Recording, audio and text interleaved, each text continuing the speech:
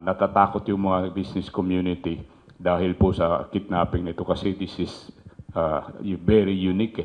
Hindi lang kidnapping, binayaran na, pinatay pa. Ito ang ayaw namin.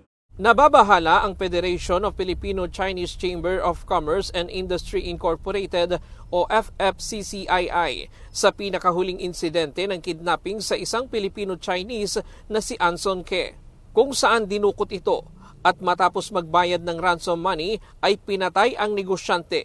Natagpuan ang wala ng buhay na katawan ni Ke at driver nito sa Rodriguez Rizal nitong Miyerkules na may mga pasa at bakas ng pananakal at sinasabing pinahirapan muna ito bago pinatay. Kaya ang Department of Justice kasama ang Philippine National Police, Bureau of National Investigation at Bureau of Immigration nakipagpulong sa Filipino-Chinese community para mapag-usapan kung paano mareresolba ang serye ng kidnapping.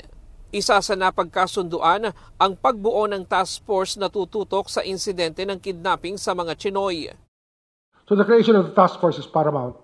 We have to choose people who will at least exemplify the values that we hold dear to the PNP and to the NBI and to the DOJ. At ang aim nito is to have a higher visibility leadership that people can talk to pag mayroong problema.